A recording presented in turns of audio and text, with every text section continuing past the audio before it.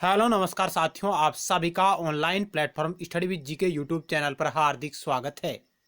आइए चर्चा करते हैं भारतीय राजनीतिक विचारों की श्रृंखला में जयप्रकाश नारायण जेपी नारायण पर आधारित महत्वपूर्ण सवालों के बारे में, जो आगामी प्रतियोगी परीक्षाओं की दृष्टि से साथियों आपके लिए महत्वपूर्ण हो सकते हैं।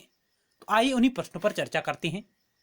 यदि साथियों आप पहली बार हमारे YouTube channel study with GK को देख रहे हैं और आपने अभी तक इसे सब्सक्राइब नहीं किया है, तो आप इसे जरूर सब्सक्राइब करें और पास में बेल के आइकन को भी जरूर दबाएं, ताकि नेक्स्ट टाइम वीडियो सीरीज का नोटिफिकेशन आपके पास तुरंत पहुंच जाए। और आप हमारे टेलीग्राम चैनल से भी जुड़ सकते हैं, जिसका लिंक इस वीडियो सीरीज के नीचे डिस्क्रिप्शन बॉक्स में दिया गया है। यदि आपको हमारा प्रयास अच्छा लग रहा हो तो आप इसे लाइक करिएगा और अपने दोस्तों के साथ शेयर भी करिएगा साथियों। और आप राजनीतिक ज्ञान जुड़ी अन्य और महत्वपूर्ण वीडियो सीरीज देखना चाहते हैं तो आप हमारे YouTube channel study with GK की प्लेलिस्ट पर विजिट कर सकते हैं, जहां आपको राजनीतिक ज्ञान से जुड़ी हुई और महत्वपूर्ण वीडियो सीरीज मिल जाएगी। तो साथियों, पहला सवाल आपकी स्क्रीन पर रहा ये।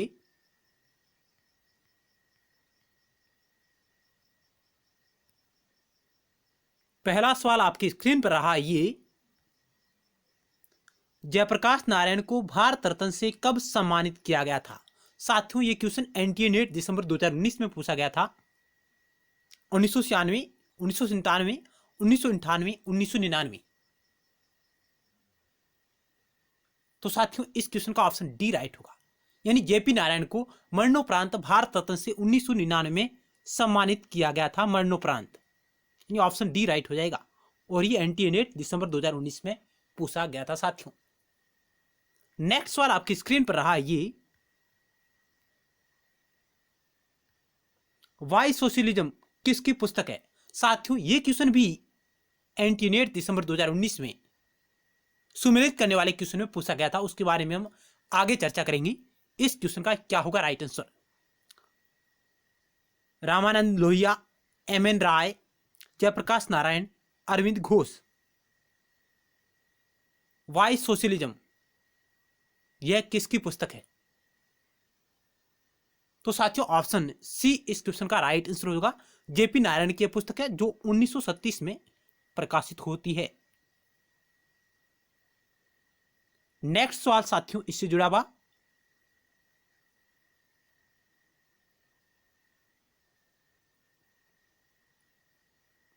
ये जो सवाल था साथियों, इस प्रकार पूछा गया था एनटीए नेट दिसंबर 2019 में। तालिका 1 को तालिका 2 से सम्मिलित करिए और सही विकल्प का चयन करें। जयप्रकाश नारायण, राम मनोहर लोहिया, मोहम्मद इकबाल, जयाउद्दीन बन्नी। तो साथियों, जयप्रकाश नारायण की जो पुस्तक है वो है वाई सोशलिज्म, यानी ये आपका 3 से सम्मिलित हो जाएगा। राम मनोहर लोहिया है, जिनकी पुस्तक थी सॉल्ट टैक्सेशन इन इंडिया, भी आपका 1 से सम्मिलित हो जाएगा। मोहम्मद इकबाल, इनकी प्रसिद्ध रचना रही है दी रिकंस्ट्रक्शन ऑफ रिलीजियम थॉट इन इस्लाम, सी आपका 2 से सम्मिलित हो जाएगा। और बर्नी, जियाउद्दीन बर्नी, जिनकी पुस्तक थी फतवा इजाहदारी, डी आपका 4 से सम्मिलित हो जाएगा। इस प्रकार साथियों, इस क्वेश्चन का ऑप्शन ए है, जो एक आपका राइट आंसर हो जाएगा। इस प्रकार भी क्वेश्चन साथियों पूछे गए हैं पिछले वर्षों में विभिन्न परीक्षाओं में, और आगामी प्रतियोगी परीक्षाओं की दृष्टि से भी साथियों ये सवाल है जो आपके लिए महत्वपूर्ण सिद्ध हो सकते हैं। नेक्स्ट सवाल आपकी स्क्रीन पर रहा 4 नंबर। जयप्रकाश नारायण का जन्म भारत के किस राज्य में हुआ था? उत्तर प्रदेश, मध्य प्रदेश, बिहार, झारखंड। तो साथियों, ऑप्शन सी राइट होगा। बिहार के सपरा जिले में इनका जन्म हुआ था साथियों, जेपी नारायण का, यानी बिहार। ऑप्शन सी इस क्वेश्चन का राइट आंसर हो जाएगा। नेक्स्ट 5 नंबर सवाल आपकी स्क्रीन पर रहा। जयप्रकाश नारायण ने सामुदायिक लोकतंत्र की संरचना का सुझाव दिया, यानी जयप्रकाश नारायण ने सामुदायिक लोकतंत्र की संरचना का सुझाव दिया। 3 स्तरीय संरचना का, 4 स्तरीय संरचना का, 5 स्तरीय संरचना का, 6 स्तरीय संरचना का। क्या होगा इस क्वेश्चन का राइट आंसर साथियों? चयन करें आप, यानी कितने स्तरीय सामुदायिक लोकतंत्र की संरचना का सुझाव दिया था?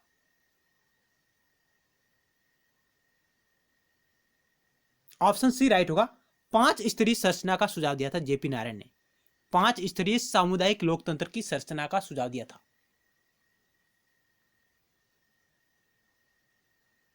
नेक्स्ट सवाल,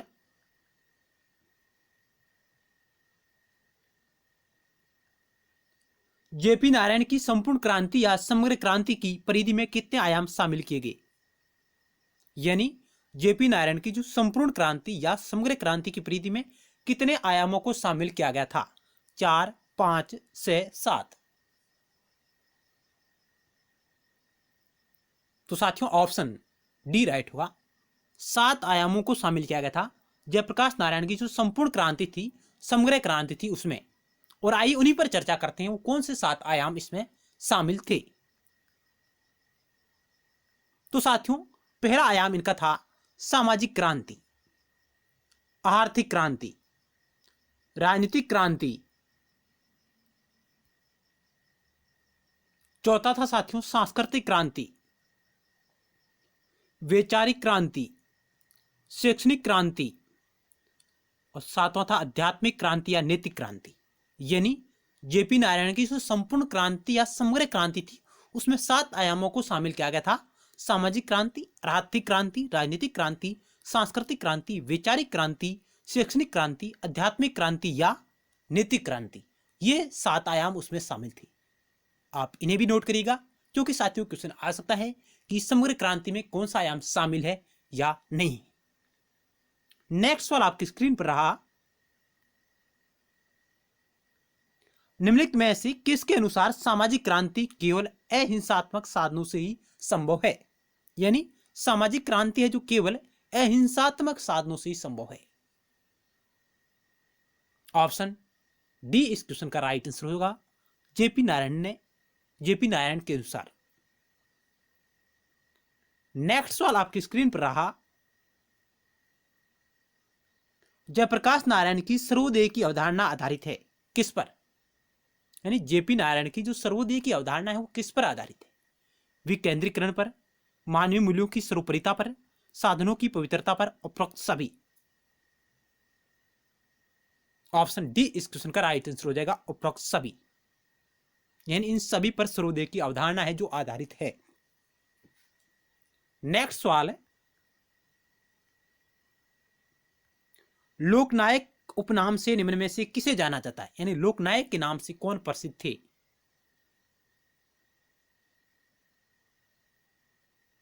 तो इस क्वेश्चन का ऑप्शन दे राइट होगा, जयप्रकाश नारायण को लोकनायक के उपनाम से भी जाना जाता है। ऑप्शन डी इस क्वेश्चन का राइट आंसर हो जाएगा। नेक्स्ट सवाल है, निम्नलिखित में से कौन सा जयप्रकाश नारायण की समाजवादी विचारों के विकास का भाग नहीं है? यानी इनमें से कौन सा है जो जयप्रकाश नारायण की समाजवादी विचारों के विकास का भाग नहीं माना जाता है? मार्क्सवादी समाजवाद, लोकतांत्रिक समाजवाद, गांधीवादी समाजवाद, उदारवादी समाजवाद। इस क्वेश्चन का ऑप्शन डी राइट होगा। यानी उदारवादी समाजवाद है जो जेपी नारायण के समाजवादी विचारों का भाग नहीं है, जबकि मार्क्सवादी समाजवाद, लोकतांत्रिक समाजवाद और गांधी समाजवाद ये उसके भाग है। यानी ऑप्शन डी इस क्वेश्चन का राइट आंसर है। नेक्स्ट सवाल आपकी स्क्रीन पर रहा, जयप्रकाश नारायण के गांधीवादी समाजवाद की निम्नलिखित में से कौन सी विशेषता नहीं है? यानी जेपी नारायण का जो गांधीवादी समाजवाद है उसकी कौन सी विशेषता नहीं है? केंद्रीकरण की प्रवृत्ति, विकेंद्रीकरण की प्रवृत्ति, साधनों की पवित्रता, मानवीय मूल्यों की सर्वोपरिता। तो साथियों ऑप्शन ए इस क्वेश्चन का राइट आंसर हो जाएगा। केंद्रीकरण की जो प्रवृत्ति है वो गांधीवादी समाजवाद की विशेषता नहीं मानी जाती है जयप्रकाश नारायण की। यानी ऑप्शन ए इस क्वेश्चन का राइट आंसर हो जाएगा। नेक्स्ट सवाल आपकी स्क्रीन पर रहा 12 नंबर, संसदीय शासन वस्तुतः अल्पमत का शासन होता है। यानी संसदीय शासन अल्पमत का शासन होता है, यह कथन किसका है? तो ऑप्शन डी इस क्वेश्चन का राइट आंसर होगा, जेपी नारायण का, जयप्रकाश नारायण का यह कथन है कि संसदीय शासन है जो अल्पमत का शासन होता है। नेक्स्ट सवाल है, जयप्रकाश नारायण ने संपूर्ण क्रांति की घोषणा की थी कब? यानी संपूर्ण क्रांति की घोषणा इन्होंने कब की थी? इसे आप समग्र क्रांति भी कहते हैं।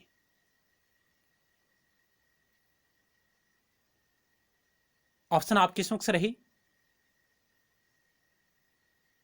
तो साथियों ऑप्शन ए राइट होगा। 5 जून 1974 को जेपी नारायण ने संपूर्ण क्रांति की घोषणा की थी। ऑप्शन ए इस क्वेश्चन का राइट आंसर हो जाएगा। नेक्स्ट सवाल है, जयप्रकाश ने किस प्रकार के लोकतंत्र को अपनाने का सुझाव दिया?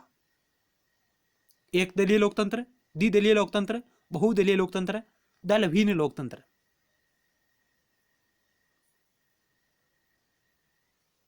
ऑप्शन डी इस क्वेश्चन का राइट आंसर हो जाएगा।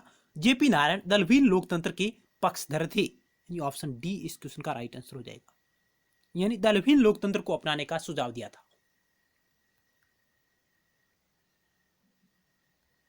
जयप्रकाश नारायण ने कांग्रेस सोशलिस्ट पार्टी का गठन कब किया था? यानी कांग्रेस सोशलिस्ट पार्टी का गठन कब किया था? 1925, 1929, 1934, 1937। ऑप्शन इस क्वेश्चन का राइट आंसर होगा ऑप्शन सी। 1934 में जेपी नारायण ने कांग्रेस सोशलिस्ट पार्टी का गठन किया था। नेक्स्ट सवाल आपकी स्क्रीन पर रहा, जयप्रकाश नारायण मतदाता की न्यूनतम आयु कितना रखना चाहते थे? यानी जेपी नारायण भारत में मतदाता की न्यूनतम आयु कितनी रखना चाहते थे? 16 वर्ष, 18 वर्ष, 21 वर्ष, 20 वर्ष। क्या होगा साथियों इस क्वेश्चन का राइट आंसर? 16 नंबर सवाल का आप चयन करें। ऑप्शन बी राइट होगा, यानी जयप्रकाश नारायण है जो मतदाता की न्यूनतम आयु 18 वर्ष रखना चाहते थे। ऑप्शन बी इस क्वेश्चन का राइट आंसर हो जाएगा, 18 वर्ष। यानी इन्होंने कहा था कि मतदाता की जो न्यूनतम आयु है वो 21 वर्ष से घटाकर 18 वर्ष कर देनी चाहिए। ऑप्शन बी इस क्वेश्चन का राइट आंसर हो जाएगा। नेक्स्ट सवाल आपकी स्क्रीन पर रहा, जयप्रकाश नारायण प्रवर्तक थे पूंजीवाद के, समाजवाद के, साम्यवाद के, उपरोक्त सभी। ऑप्शन बी राइट हुआ। जयप्रकाश नारायण है जो समाजवाद के मुख्य प्रवक्ता थे। यानी ऑप्शन बी इस क्वेश्चन का राइट आंसर हो जाएगा। नेक्स्ट सवाल है,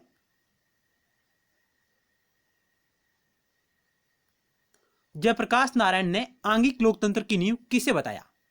जो राज्यों की विधानसभाओं तथा देश की संसद बनाने का साधन बनती है।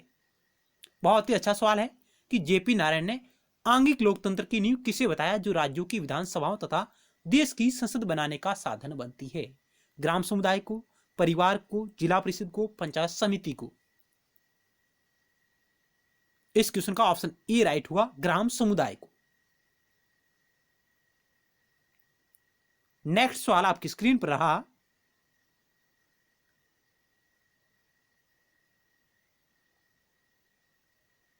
निम्नलिखित में से यह कथन किस विद्वान का है कि प्रत्येक वैज्ञानिक समाजवाद का यही कर्तव्य है कि वह गांधीवाद को समझे और उसके सार को ग्रहण करे? यानी यह कथन किस विद्वान का था? रामानंद लोहिया, एम.एन. राय, जयप्रकाश नारायण, अरविंद घोष।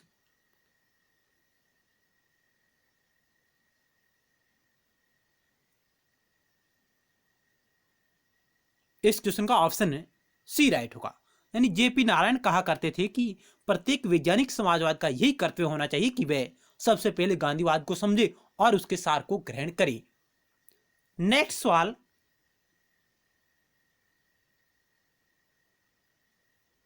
रचनात्मक कार्य के बिना पूर्ण क्रांति अपूर्ण रहेगी। यानी रचनात्मक कार्य के बिना पूर्ण क्रांति अपूर्ण रहेगी, यह कथन किस विद्वान का है? रामानंद लोहिया, एम.एन. राय, जयप्रकाश नारायण, अरविंद घोष। तो साथियों ऑप्शन सी इस क्वेश्चन का राइट आंसर होगा। जेपी नारायण कहा करते थे कि रचनात्मक कार्य के बिना पूर्ण क्रांति अपूर्ण रहेगी। तो साथियों इस वीडियो सीरीज के अंतर्गत हमने जयप्रकाश नारायण पर आधारित महत्वपूर्ण सवालों के बारे में चर्चा की। मिलते हैं नेक्स्ट वीडियो सीरीज में एक नए टॉपिक के साथ और महत्वपूर्ण सवालों के साथ। धन्यवाद।